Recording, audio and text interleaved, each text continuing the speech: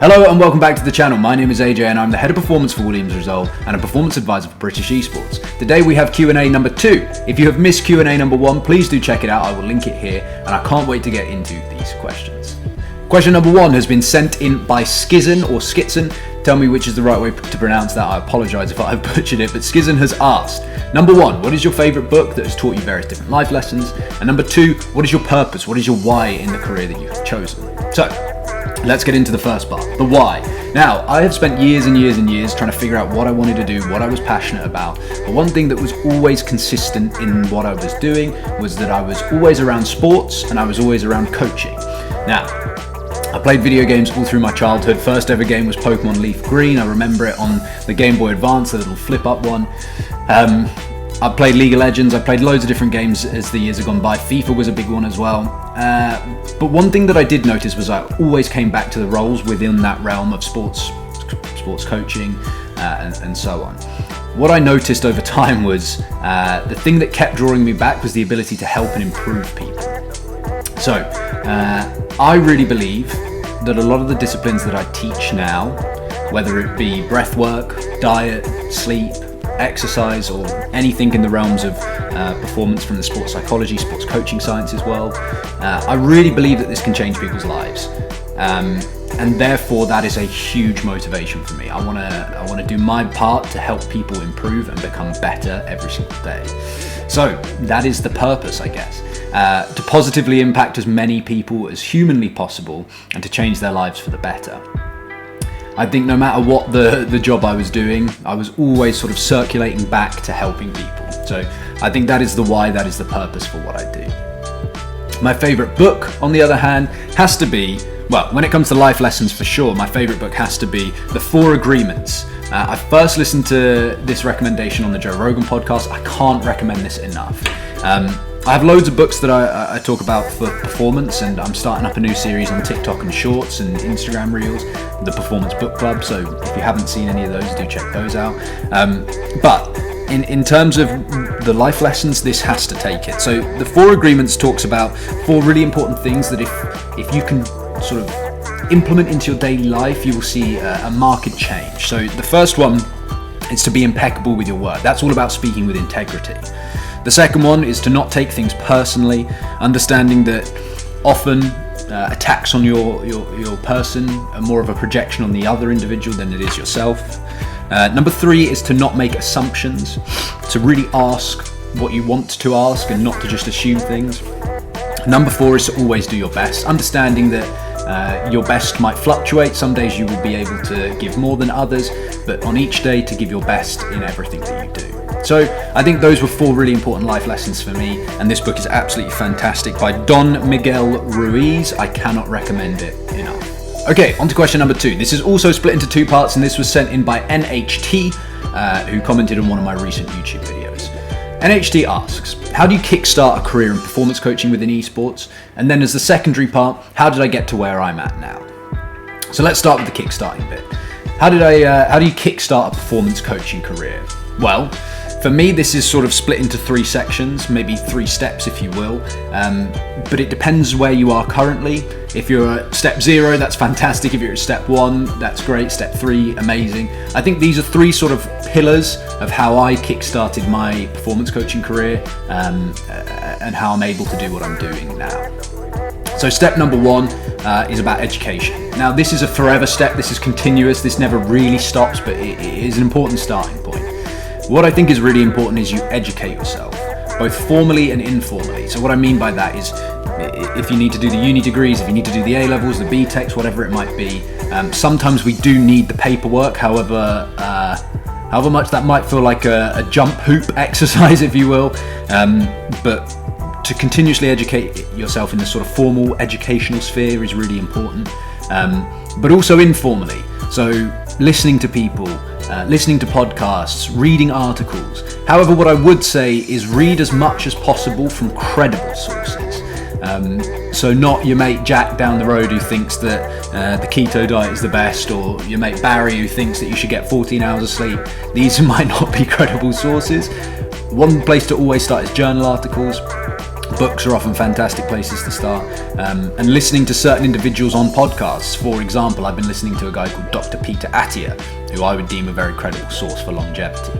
So for me, step number 1 is about education, making sure that you're educating yourself consistently all the time.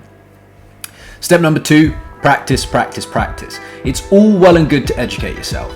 The reality is, most of the time when you are educating yourself, whether it's uni, whether it's A-levels, whether it's BTEC, whether it's reading, it's very theoretical. It's very textbook is the way I describe it. And often with these sort of things, I have learned that it doesn't always cross over in the way that theory might expect it to. Every individual is so different, every scenario is so different, and therefore we have to make sure that we are practicing what we are learning. This often, and unfortunately, will come with voluntary work if you're new to the industry. However, I really do believe that voluntary work can be valuable if it's done properly and with respect. So practice, practice, practice. If you read something and you think this might be a cool technique to use, if you just sit on that technique, you're never really going to figure out whether or not it works for you in this given scenario. So practicing that technique is really, really important. And then step number 3, stage 3, whatever you want to call it, is about continuous development. Some people call it CPD, which is either continuous personal or professional development. But it is really, really important to continuously get more strings to your bow. Now, working in performance, this is a sort of catch-all umbrella term for a bunch of different things. It could be sports psychology, it could be sports science, it could be coaching sciences, it could be nutrition, it could be sleep, it could be... The important thing for me is I want to learn as much about as many things to do with performance as I can. So, I did my A-levels in PE, I did my uni degree in sports management, specialising in performance coaching. I have qualifications as a tennis coach, I've got my first aid qualifications, I've got a nutritional advisor qualification, PT qualification. I'm working on more now. I'm hopefully going to get mental health first aid trained, and really importantly, I'm going to be a mindfulness practitioner soon as well. So for me, it's all about adding more strings to your bow. What can you add to yourself to make yourself a better candidate for different work roles? And I think you will really stand out when you have a breadth of things that you can look at. Now, I understand that some people might say, well, AJ, you have all of these different things, but you're not really a specialist in any of them.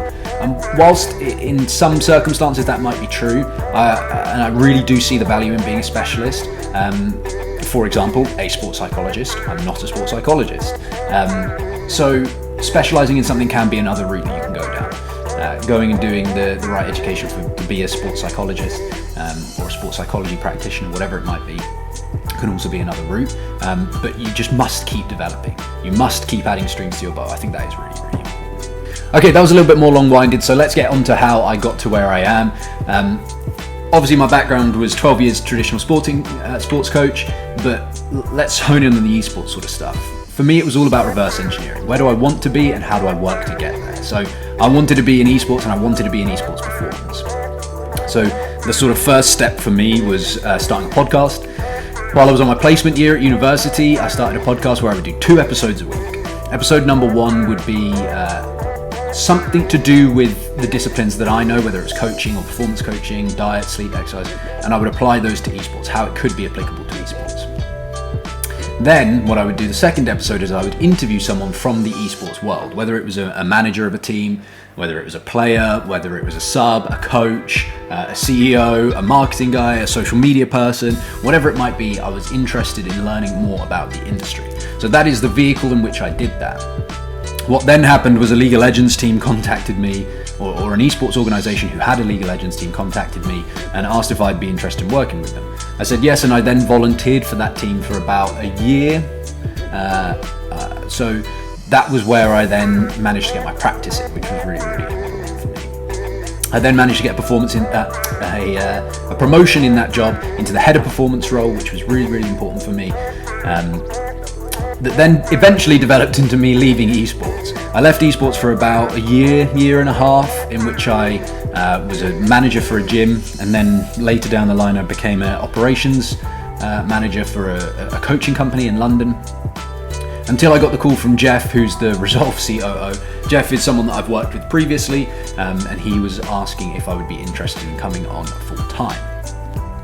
So that's sort of the story as to where I am now, but the important 2 lessons from that for me are, if you can do volunteer work and if it is applicable for you to do so, I would highly recommend doing it. Gaining that important experience, practicing techniques, and learning and gaining practical knowledge is really, really important, and volunteering is a vehicle in which you can achieve that. The second bit is about content. Now, my podcast never got that many viewers, but that wasn't really important for me.